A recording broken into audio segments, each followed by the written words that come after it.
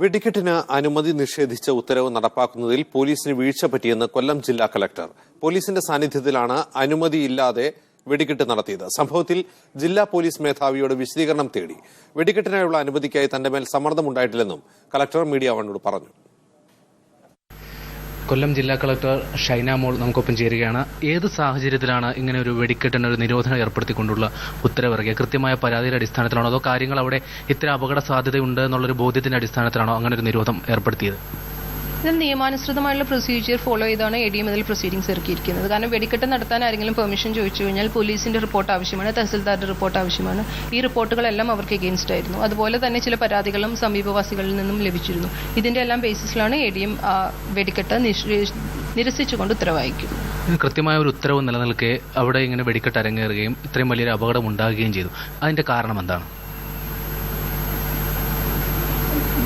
അതിന് വിശദീകരണം ഞാൻ പോലീസ് മേധാവിയിൽ നിന്ന് ആവശ്യപ്പെട്ടിട്ടുണ്ട്. കാരണം ഞാൻ നേരത്തെ പറഞ്ഞ പോലെ തന്നെ പ്രൊസീഡിംഗ്സ് വളരെ ക്ലിയർ ആണ്. അതിൽ വളരെ ക്ലിയർ ഡയറക്ഷൻ പോലീസ് മേധാവിക്ക് കൊടുത്തിട്ടുമുള്ളതാണ്. അവിടെ വയലേഷൻ ഉണ്ടെങ്കിൽ റിപ്പോർട്ട് ചെയ്യണമെന്ന്. പക്ഷേ പോലീസ് പ്രസൻസിൽ തന്നെ വെടിക്കെട്ട് നടന്നു എന്നുള്ളതുകൊണ്ട് പോലീസിൽ നിന്ന് ഞാൻ റിപ്പോർട്ട് ആവശ്യപ്പെട്ടിട്ടുണ്ട്. അതുകൊണ്ട് അവരുടെ ഒഫീഷ്യൽ റിപ്പോർട്ട് വരട്ടെ, അതിനുശേഷം അതിൽ പ്രതികരിക്കും. ഈ പരവൂരിലെ ഈ വെടിക്കെട്ട് അത് കാലാകാലങ്ങളായി നടന്നുകൊണ്ടിരുന്നതാണ്. അറിയാൻ സാധിച്ച ചില പോലീസ് ഉദ്യോഗസ്ഥർ രഹസ്യമായിട്ട് നമ്മളോട് പറഞ്ഞത് ഇത് ടെക്നിക്കലായിട്ട് ഇങ്ങനെ ഒരു ഉത്തരവിറക്കുകയും അത് പിന്നീട് ആ ഒരു സാങ്കേതികത്വം പൂർത്തിയാകുന്നതിനപ്പുറം ആ ഉത്തരവിന് പ്രസക്തി ഉണ്ടാവില്ല. കാര്യം അവിടെ കാലാകാലങ്ങളായി നടക്കുന്ന ഒരു ആചാരം പോലെയുള്ളൊരു ഏർപ്പാടാണ്.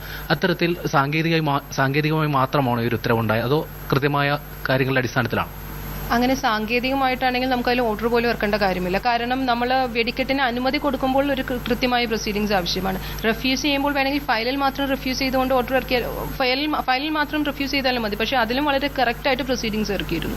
കാരണം വെടിക്കെട്ട് പോലുള്ള കേസുകളിൽ നമ്മൾ അങ്ങനെ ഫയലിൽ മാത്രമായിട്ട് ഒതുക്കിക്കഴിഞ്ഞാൽ ചിലപ്പോൾ അതിലൊരു ആംബിഗ്യൂറ്റി ഉണ്ടെന്ന് പറഞ്ഞുകൊണ്ട് അവിടെ നടത്താൻ ഒരു പോസിബിലിറ്റി ഉള്ളത് കൊണ്ട് തന്നെ വളരെ ക്ലിയർ ആയിട്ട് അത് നിരസിച്ചുകൊണ്ടും ഉത്തരവാക്കി പ്രൊസീഡിംഗ് ഇറക്കിയിരുന്നു.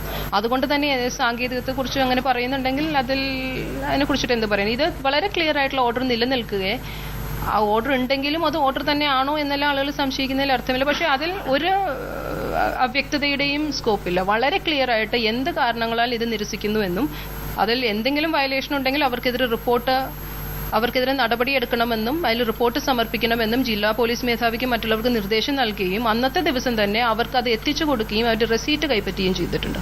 അത്രയും പ്രിക്കോഷൻ ജില്ലാ ഭരണകൂടം ഈ കാര്യത്തിൽ എടുത്തിട്ടുണ്ട്. പോലീസിന്റെ ഭാഗത്തുനിന്ന് ഗുരുതരമായ വീഴ്ച ഉണ്ടായി എന്നാണല്ലോ ഇതിൽ നിന്ന് മനസ്സിലാക്കേണ്ടത് എന്ന് തന്നെയാണ് മനസ്സിലാവുന്നത്. അതിൽ അവരിൽ നിന്ന് വിശദീകരണം ആവശ്യപ്പെട്ടിട്ടുണ്ട്. അത് അവർക്കേ പറയാൻ കഴിയും ഏത് സാഹചര്യത്തിൽ ഇങ്ങനത്തെ ഓർഡർ നിലനിൽക്കി അവർ ചെയ്തു എന്നുള്ളത്. ഏത് തരത്തിലുള്ള റിപ്പോർട്ടാണ് സംസ്ഥാന ഗവൺമെന്റിന് അടക്കമുള്ള കാര്യങ്ങളിലേക്ക് സമർപ്പിച്ചിരിക്കുന്നത്?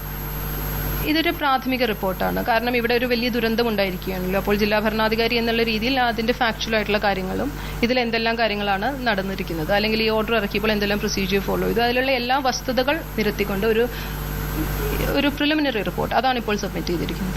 ഈ വെടിക്കെട്ടിന് അനുമതി നൽകണമെന്ന തരത്തിൽ ആരുടെയെങ്കിലും സമ്മർദ്ദമോ ആവശ്യമോ അങ്ങനെ എന്തെങ്കിലും ഉണ്ടായിട്ടുണ്ടോ?